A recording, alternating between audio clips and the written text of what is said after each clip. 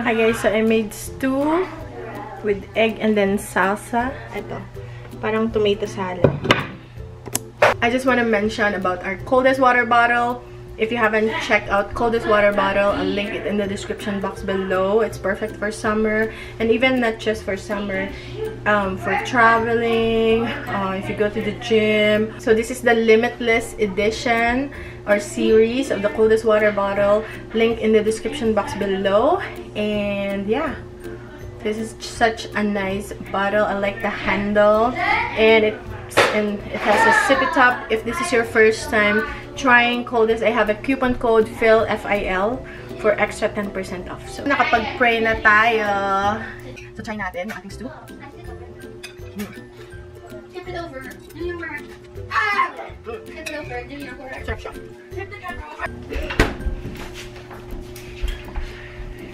Coldest water bottle. Ow! Nagawa ako ng pagkain kina Father. Maraming gulay. Kuya, deliver na ni Kuya. Ito kuya. Dito lang at hot. Has a lot of vegetables. Alright. Come on. There you go, Baba. I'll open the door. It's hot. Be careful.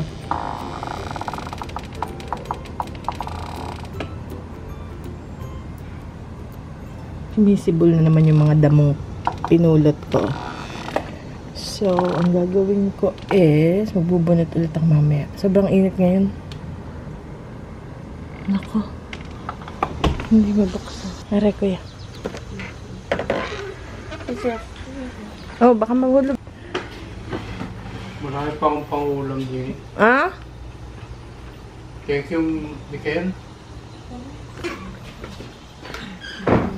Tabi mo na. Bagyong goreng. Hindi na at baka matabig rin.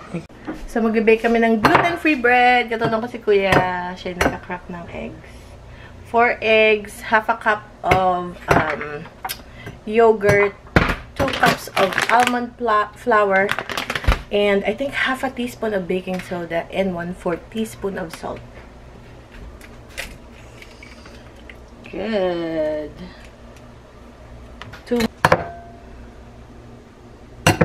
There you go. Alright. One more. So 4 eggs. There's no shell. Good. And then we're gonna whisk it.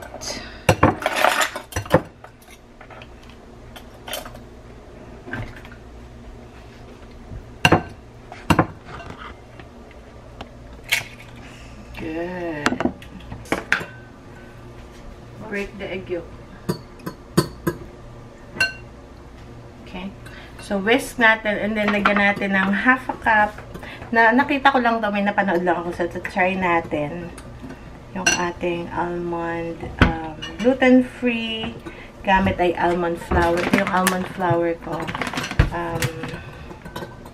Nakuha ko lang siya sa grocery store. Sa Walmart. 2 cups of almond flour. Half a cup of Greek yogurt. Greek ba ito? Is this Greek, Kuya?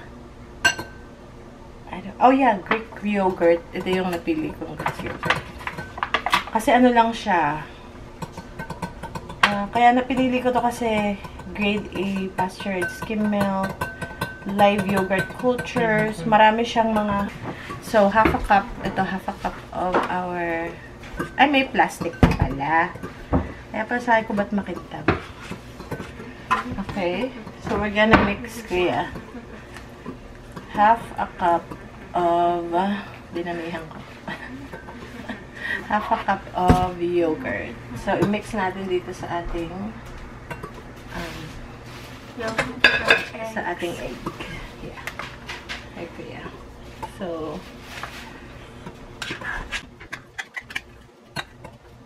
Pag masarap siya, okay. So, lagi natin yung ating recipe. Okay, yun lang yung yogurt na kailangan natin. Excuse me dear. Sige.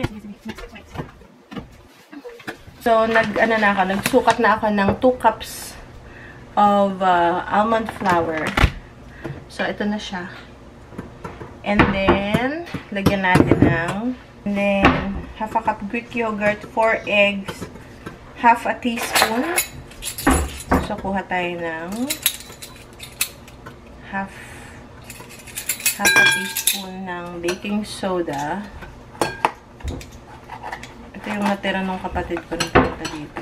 So, half a teaspoon ng baking soda. Okay. Super, ano lang to, easy. Fast lang siya. And then, 1/4 salt. Okay.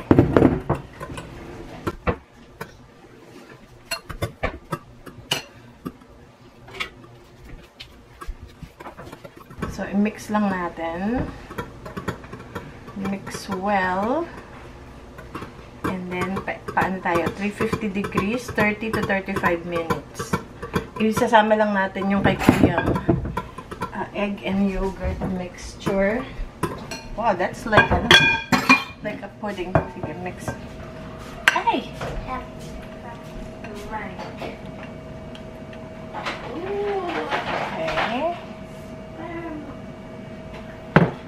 So, i-mix na natin siya. So, testingin lang natin tong recipe na to.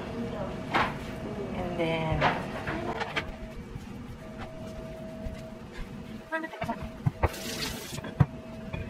okay. Drink natin.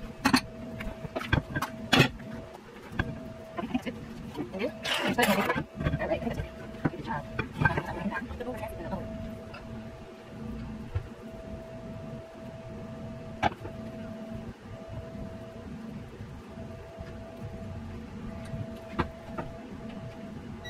Alright, good job. That's good. Yeah. That's good. The next time, we eat all. We get more. Okay, easy na. And we'll put it in the oven. Nag-bip-bip na. Okay, so lagay na natin sa oven. Ay, mukhang open na siya.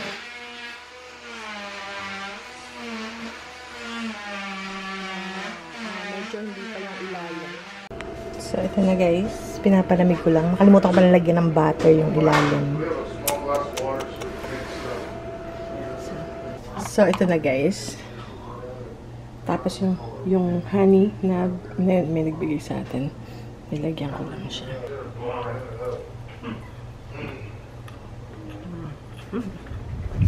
Hindi ako mga bata.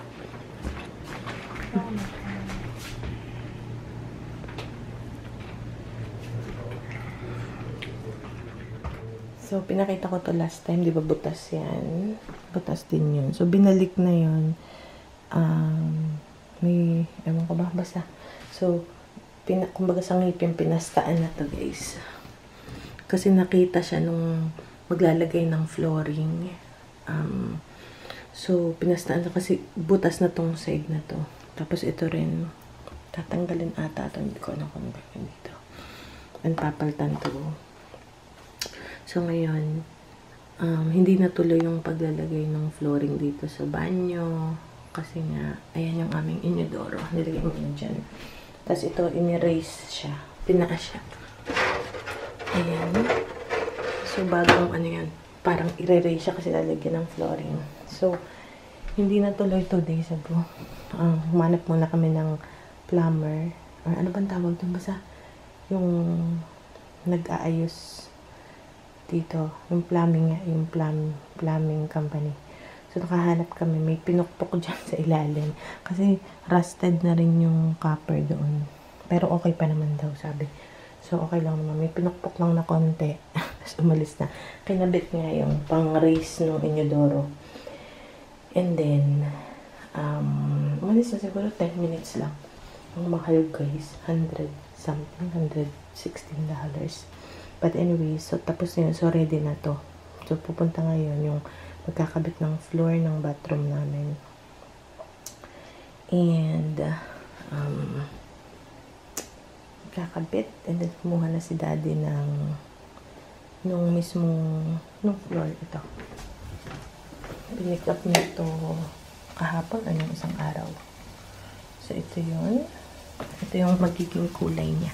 Papakita ko sa inyo yung bago nating flooring. And then, so, 3 kahon to. Ayan. Gusto ko itong brown sa banyo.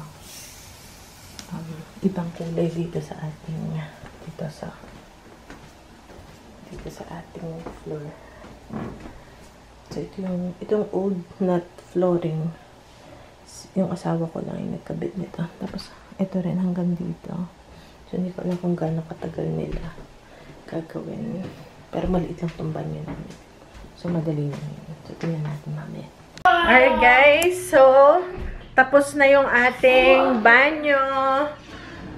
Ay, hindi pa pala. May konti pang diferensya. So, ito na. So, iba na yung kulay ng flooring. Ito na yung flooring.